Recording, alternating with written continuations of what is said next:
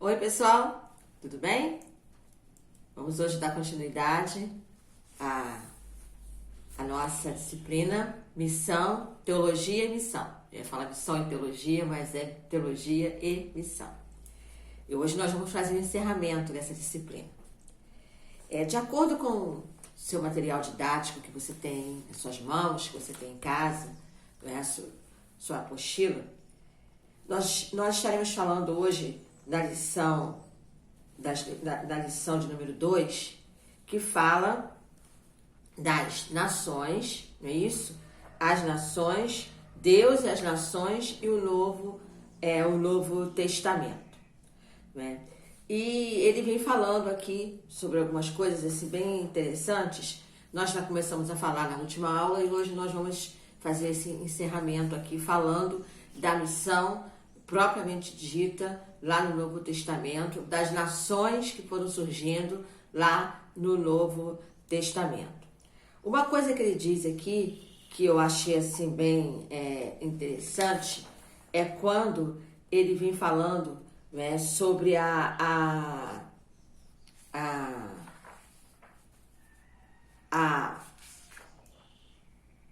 o reino de Deus. Porque, como eu falei no nosso último encontro, Jesus ele veio para cumprir aquilo que o Antigo Testamento já apontava e ele veio trazendo o reino de Deus. Né? Veio trazendo o reino de Deus. A palavra de Deus diz o quê? O reino de Deus já está entre nós. Foi quando Jesus disse isso. Né? Mas para os judeus que estavam esperando, não era bem isso, né? Eles estavam querendo algo diferente. Eles estavam querendo algo que causasse um impacto político, digamos assim. E Jesus não, Jesus veio cumprir a missão dele, que era propagar o reino de Deus, que era anunciar o reino de Deus. Né? E essa missão, ela foi além daquilo que eles estavam naquela famosa expectativa. Né? E hoje nós vamos falar um pouquinho sobre isso, as nações e o reino de Deus. De acordo com o que nós lemos aqui, que nós aprendemos, nós vamos expandir mais essa questão aqui. Né? Uma das coisas que a gente observa aqui, que está bem claro, as nações e o reino de Deus, a primeira coisa que a gente observa que era um reino que os valores daquele reino são valores que transformam o quê? Pessoas. Valores que cultivam relacionamentos. Valores que transformam a sociedade. E o povo desse reino deveria viver esses valores. Valores que transformam as pessoas, transformam os relacionamentos e transformam a sociedade. Ou seja, era um reino de cabeça para baixo. Não era aquele reino daquela hierarquia. Era um reino que começava de cabeça para baixo, de baixo para cima. Ou seja, o primeiro relacionamento com as pessoas. Outra coisa que a gente aprende aqui é que Jesus, durante o seu ministério, ele deixou o quê? Os sinais do reino. Que sinais são esses, pessoal? Né? Os sinais foram o quê? Seus milagres, as suas curas, a ressurreição dos mortos, expulsão de demônios. São sinais que o reino de Deus estava no meio do que aqueles que o ouviam. Como eu disse antes, o reino de Deus está entre nós. Isso está registrado lá em Mateus 12, 28, quando ele fala, o reino de Deus está entre nós. Né? Quando ele propagava os sinais. E mesmo o reino de Deus estando presente através do ministério de Jesus, ele aponta para um reino futuro, o reino de uma plenitude que está por vir. Né? Nesse sentido, Jesus está fazendo o quê? Inaugurando o seu reino, inaugurando o reino em sua vida na terra. Mas também ele está deixando aqui uma dica, antecipando uma realização plena do reino que ocorrerá quando ele voltar e levar a sua igreja. Outra coisa com relação a isso são as parábolas do reino. Jesus volta e meia ele falava sobre as parábolas do reino de Deus. Ele falou sobre a parábola do semeador. Ali, aquela parábola do semeador, ele está deixando claro que estava propagando o reino através da palavra de Deus. Ele fala da parábola do grão de mostarda. Ali ele está deixando claro que o reino de Deus vai crescer através de um começo pequenininho, através de uma fé pequenininha, mas o reino de Deus vai crescer. A parábola do fermento era algo imperceptível, mas que em última instância demonstra a realidade penetrante do reino. Então esses são alguns dos exemplos que Jesus deixou apontando para o reino. Outra coisa que ele deixa muito claro com relação aos gentios que iriam também participar desse reino.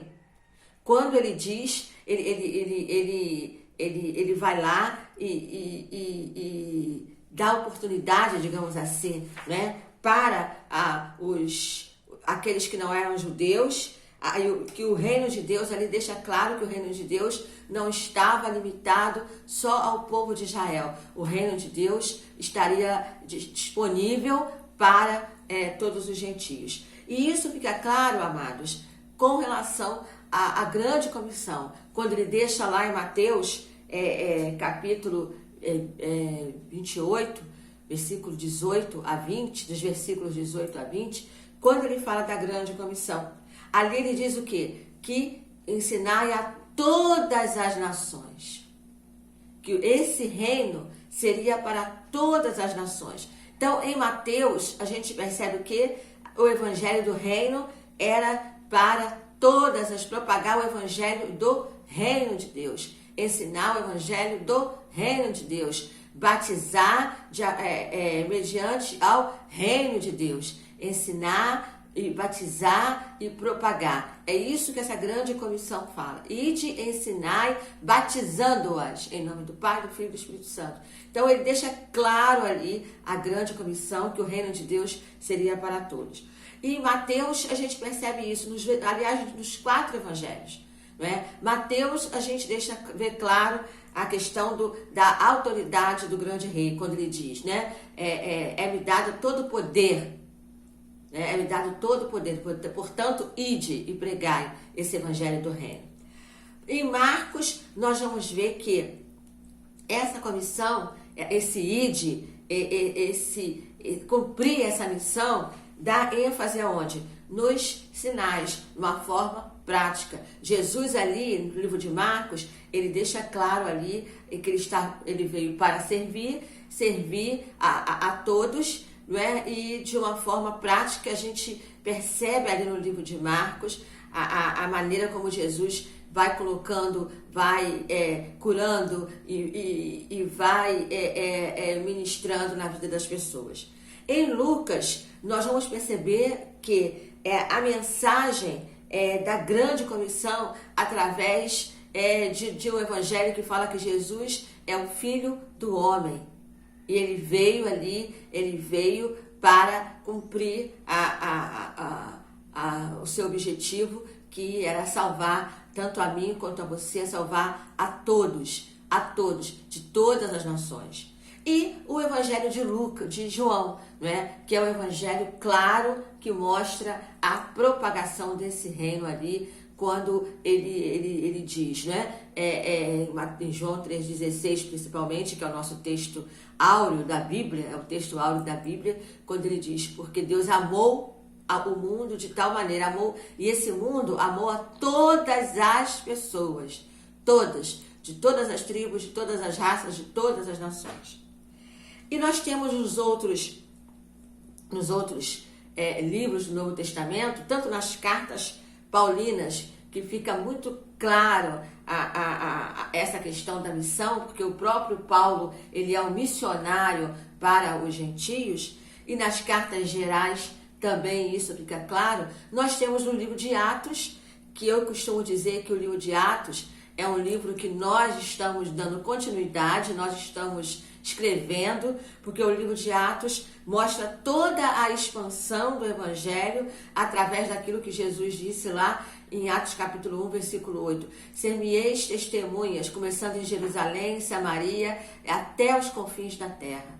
Então, vocês vão ser minhas testemunhas. Então, o livro de Atos deixa isso muito claro.